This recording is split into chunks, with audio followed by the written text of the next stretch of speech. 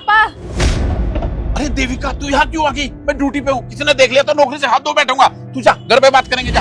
अरे पापा, पहले मेरी बात तो सुन लो, मैं क्या कहना चाहती हूँ क्या नहीं कहना चाहती। अरे नहीं नहीं, ऐसा तू घर पे जाके बात करना, यहाँ बात मत कर, कोई देखेगा तो मेरी नौकरी चली जाएगी। पापा, मैं आपको एक खुशखबरी सुनाने आई हूँ। अरे हाँ ठीक है, जो भी खुशखबरी हो घर पे बताना, यहाँ नहीं, ठीक है? तू जा अभी यहाँ से। पापा, आपकी बेटी कलेक्टर बन गई है। क्या? कलेक्टर बन गई है?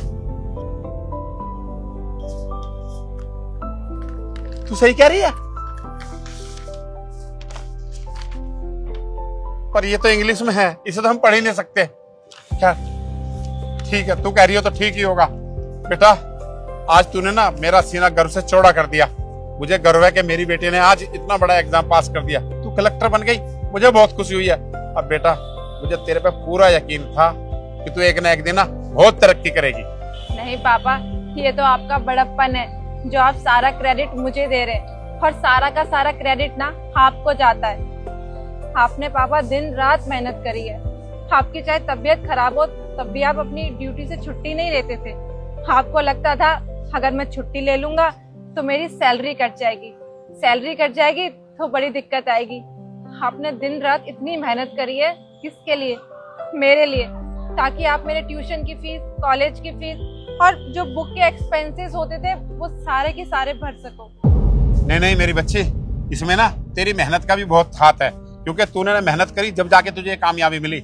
और हर माँ बाप का फर्ज होता है अपने बच्चों को कामयाब करना, तो मैंने तो बस अपना फर्ज पूरा किया बेटा। पापा, अगर हर माँ बाप का फर्ज होता है कि अपने बच्चों के लिए कुछ करना, तो बच्चों का भी तो फर्ज होता है ना अपने माँ बाप के लिए कुछ करना। और आप देखिए ना पापा, आपने मुझे यहाँ तक पहुँचाने के लिए ना जाने अपनी कितनी खुशियों का गला घोंटा होगा, आपने कितनी बार अपना मन मारा होगा। लेकिन पापा अब नहीं, आप एक काम कीजिए, आप ना ये नौकरी छोड़ दीजिए और घर पे बैठ के आराम कीजिए। अब आपकी बेटी कलेक्टर बन गई है, और हाँ, अब से आपको किसी चीज की कोई जरूरत नहीं पड़ेगी। बस आप मुझे हुक्म देना और वो चीज मैं आपके लिए ला के रख दूंगी। पापा, ऐसे भी आप बूढ़े हो गए और मुझे नहीं अच्छा लगता कि आप ये सिक्योरिटी गार्ड की नौकरी करें। जो भी लोग आते जाते हैं उनको सलाम करें। अब मेरे पापा हो तो प्लीज पापा अभी नौकरी छोड़ दीजिए और चलो हम घर चलते हैं। क्या? ये नौकरी छोड़ दूं? नहीं नहीं बेटी, ये तू क्या कह रही है? बेटी, इसी नौकरी से तो मैंने तुझे कामयाब करा है, पढ़ाया लिखाया, और ये नौकरी छोड़ दूं मैं? नहीं नहीं बेटी, ये मैं नौकरी नहीं छोड़ूंगा। ऐसा को कहते हैं ना, कामयाबी मिलने पे ना आदमी को अपनी औकात नहीं भूलनी चाहिए।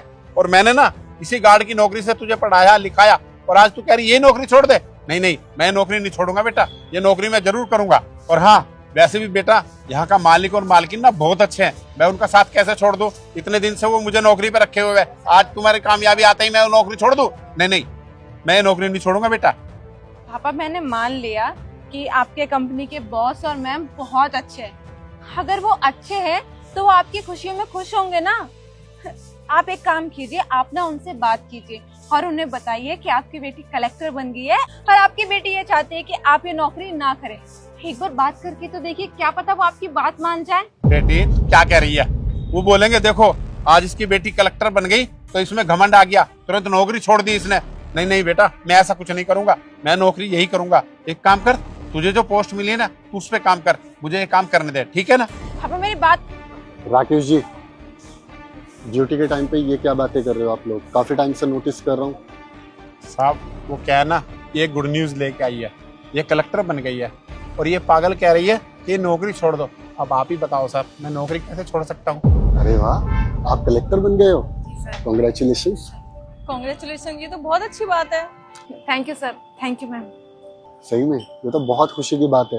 अरे तो सही तो कह रही है आपकी बेटी, अब आपको जॉब करने की क्या जरूरत है भाई, आपकी बेटी कलेक्टर जो बन गई है। क्या मैम साहब, आप भी, और साहब आप भी मेरी बेटी की बातों में आ गए। जिस काम से मेरा घर चलता है और मैंने पढ़ा लिखा करके अपनी बेटी को कलेक्टर बनाया, मैं उसी काम को छोड़ दूं? मैं आपके यहाँ 5 साल से काम कर रहा हूँ, आज तक आपने मुझे गार्ड नहीं समझा बल्कि एक गार्जियन की तरह ट्रीट किया है, और इतना सम्मान मुझे कहीं और मिलेगा? और वैसे भी हमारी जगह नौकरी पे कौन काम करेगा, ये ऑफिस कौन देखेगा? देखो, मैं आपकी भावनाओं को समझ सकता हूँ, क्योंकि आप हमारे यहाँ काफी सालों से काम कर रहे हैं और एक रिश्ता बन जाता है आपस में। और मैंने भी कभी आपको एक गार्ड की तरह ट्रीट नहीं किया, लेकिन अब आपकी उम्र हो चुकी है और ऐसी बेटी तो किस्मत वालों को मिलती है। जो कामयाब होने के बाद बाप को घर बैठाना चाहती है, क्योंकि अब आपके सेवा लेने का वक्त है, ना कि सेवा करने का। अब जितनी आपको इस बेटी की सेवा करनी थी ना, वो आपने कर ली। आपने अपना फर्ज बखूबी निभाया है। आपने पाई पाई जोड़कर अपनी बेटी को इस काबिल बना दिया कि आज इस जिले की कलेक्टर बन गई है। तो मैं खुद चाहता हूँ कि अब आप गार्ड की नौकरी ना करके घर पे बैठ के आराम करो, क्योंकि अब आपकी बेटी पैसा कमाएगी आपके लिए। अंकल जी सैम बिल्कुल सही बोल रहे हैं। आपको जितनी मेहनत करनी थी आपने कर ली और भगवान ने आपको आपकी मेहनत का फल दे दिया है। अब आपकी उम्र हो गई है, आप आराम से बैठ के खाइए। आप लोग कह रहे हैं तो मैं आपकी बात मान लेता हूँ, लेकिन मेरी एक शर्त है। हाँ बताओ, कौन सी शर्त? मैं ना आपसे मिलने जरूर आया करूंगा। अरे हमारे घर के और ऑफिस के दरवाजे आपके लिए और आपकी बेटी के लिए हमेशा खुले हैं। हाँ, लेकिन बदले में मेरी भी एक छोटी सी शर्त है।